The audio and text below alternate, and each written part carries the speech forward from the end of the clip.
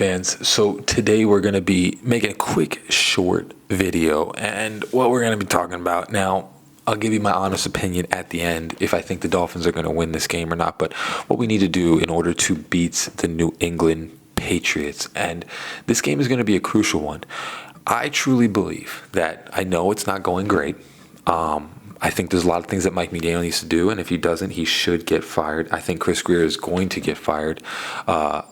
And I'm going to be making a video of different targets, free agent trade-wise, that we could target for the O-line, because I don't understand this, but we're going to be talking today. If we win just one out of the next two games that Tua misses, there is a shot to turn this season around. Now, one thing that I want everyone to understand is that what we saw last night, or not last night, I guess this is going to be coming out on Saturday. What we saw, the Atlanta Falcons versus the Buccaneers, is that just like most people decide to ignore, the NFL season starts, but you don't get a hang of what your offense and defense truly is until like week 6-ish, week 7. And the reason behind that is because we don't do preseason games and people aren't really playing in preseason and not really practicing with pads. So you don't understand what you're going to be getting out of players. So if we win one of these games, we have a shot to turn this whole thing around. But again, the way that we played last game, it is tough. So we'll start with the offense right now. And number one offensive key is, I truly believe, because Tyler Huntley, he's not great. He hasn't been in the system very long.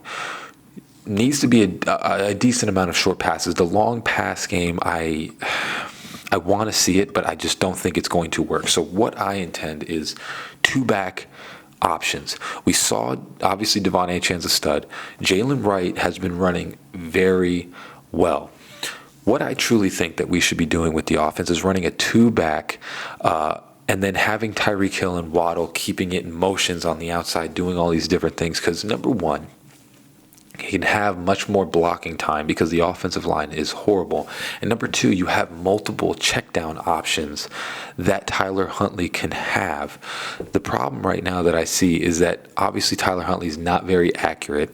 So running the type of Mike McDaniel offense is going to be very tough for him. But if you give him plenty of checkdowns, and the checkdowns being people that can make people miss. Now, what I mean by checkdowns, I think hopefully, Mike McDaniel watches the 1,000 subscriber YouTuber, but not a check down 7 feet behind the line of scrimmage, but a check down that he can just throw it and they can start going. I think we need to have a lot more of this, and that's why I want to have a two-back set so that you can continually have these check downs that Tyler Huntley, because he seems to do that. He seems to look and then check it down.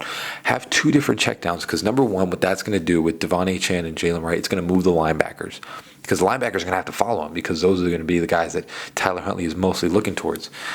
And that's going to free up space in the middle that will allow Mike McDaniel to work. Now, number two is going to be having short passes. Mike McDaniel seems to want to implement is you need to have a bunch of just short, get the ball into Jalen Waddle and Tyreek Hill's hands and let them go. And like I said, if you play off the two-back set, if you do this like at least 70% of the snaps that we have on offense, you then move the linebackers and people don't know who to follow. And then Tyler Huntley can just get the ball quickly into people's hands. And the thing is that we'll talk about this in a second, but the New England Patriots offense is horrid. The offensive line is not that great. So again, it's not going to be, Tennessee had Tony Pollard and Tyjae Spears. They have they have a bunch of receivers. They have a decently explosive players on that squad. It's just the quarterback was holding them back. New England, though, really doesn't have anybody. I don't even think Ramondre Stevenson is going to play. So if you can just get the ball into Tyreek Hill's hands, get the ball into Jalen Wright's hands, and or Devon Achane and Jalen Waddle's hands, just get the ball quickly, and they'll be able to cut it upfield. And all we need to do is just continue scoring, whether it be field goals or hopefully touchdowns. I would like to see a decent touchdown drive, but just get it into their hands quick and allow them to work. Now, number three, I think this is going to be a very important one. constantly move Tyler Huntley to the left and to the right. Make it easy. Cut off half the field for him. Do it like a rookie. Cut off half the field and just allow him to make a decision. Do a RPO, let him move to the left or to the right, have half the field to look at, and make a good decision. That's what we need to do. You cannot keep running the Mike McDaniel offense. This guy has not been there that long. I don't understand the philosophy of trying to do this, trying to run the same offense that Tua was doing with a guy that's only been there for 8 days. You need to treat him like a rookie. A lot of RPOs, a lot of moving him out of the pocket because the offensive line is horrid, and letting him just have a smaller amount to decide from so that he can make the correct choice.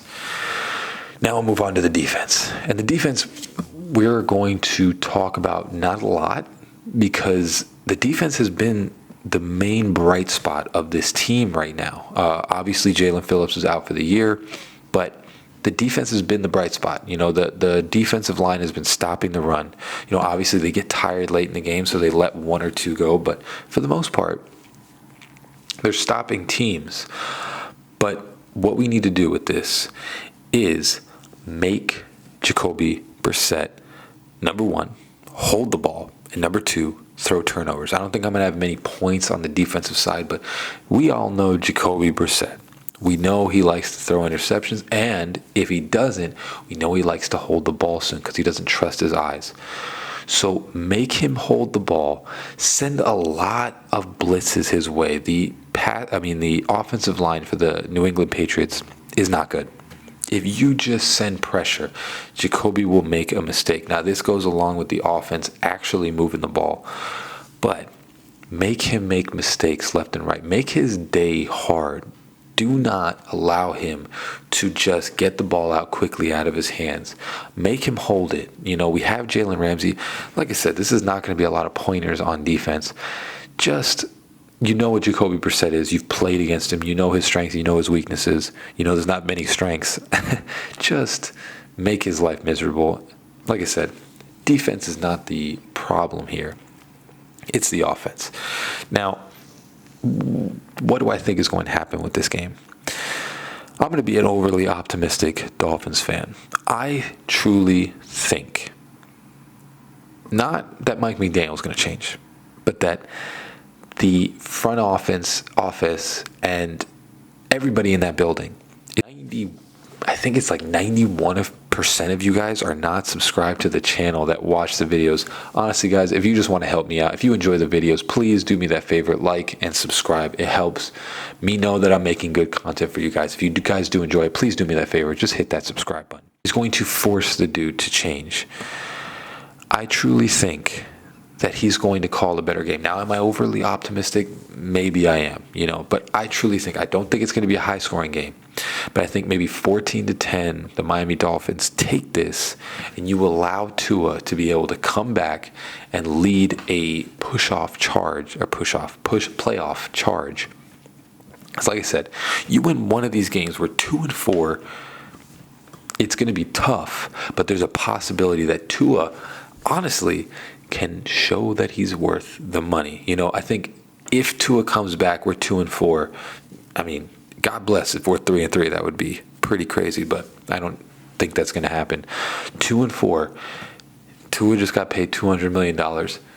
Show what you're worth. This is what I'm saying. If we're 2-4, it's time for Tua to show that he is worth this amount of money, and he can do that if we do this. I think we can beat the Patriots. I think the fact that we just can't even move the ball at this point is astronomically stupid. And it's just based on, there's something in my eye, based on bad decisions by Mike McDaniel, the coach. I want this to turn around. Do I think so? Maybe not so much. But again, like I said, Dolphins, I'm going to be overly optimistic.